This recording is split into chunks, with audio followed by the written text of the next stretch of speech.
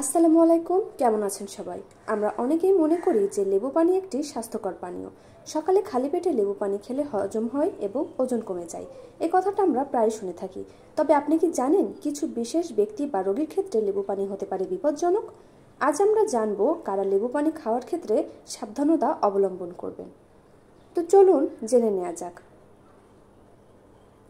Gastric ও আলসারের রোগীরা, কারণ লেবুতে আছে সাইট্রিক অ্যাসিড, যা অনেকের হজমে সহায়তা করলেও গ্যাস্ট্রিক বা আলসারের রোগীদের জন্য এটি হতে পারে ক্ষতিকর। এটি পাকস্থলীর দেয়ালে অতিরিক্ত অ্যাসিড তৈরি করে, ফলে পেটে জ্বালা, ব্যথা ও অস্বস্তি বাড়িয়ে দেয়। দাঁতের এনামেল ক্ষয়ে ভোগা ব্যক্তিরা, লেবুতে থাকা অ্যাসিড দাঁতের এনামেল ধীরে ধীরে ক্ষয় করে। এর ফলে দাঁত সংবেদনশীল হয়ে পড়ে এবং ঠান্ডা বা গরম কিছু খাওয়ার পর ব্যথা অনুভূত হয়। নিয়মিত লেবু পানি খাওয়ার ফলে দাঁতের স্থায়ী ক্ষতি হতে পারে।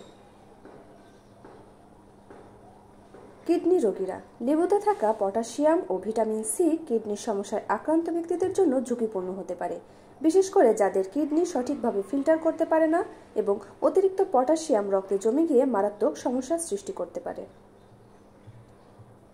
সাইট্রাস অ্যালার্জি যাদের আছে সেসব ব্যক্তিরা, লেবু একটি সাইট্রিক ফল, যাদের এই ধরনের অ্যালার্জি আছে তাদের জন্য লেবু পানি হতে পারে চুলকানি, র্যাশ, এমনকি শ্বাসকষ্টের মতো মারাত্মক ক্ষতির কারণ।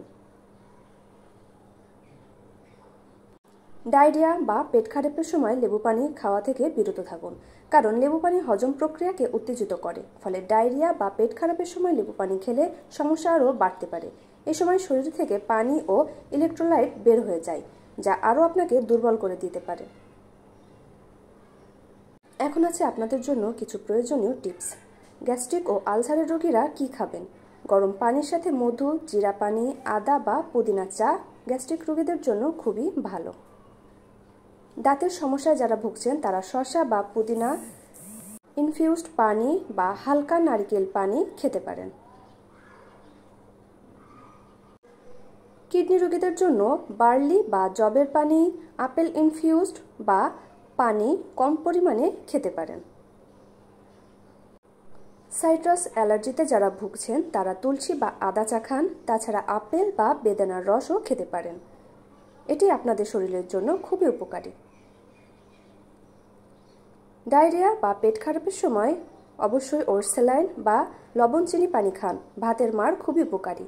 তাছাড়া দারুচিনি পানিও খেতে পারেন, এটা পেটের জন্য খুবই উপকারী।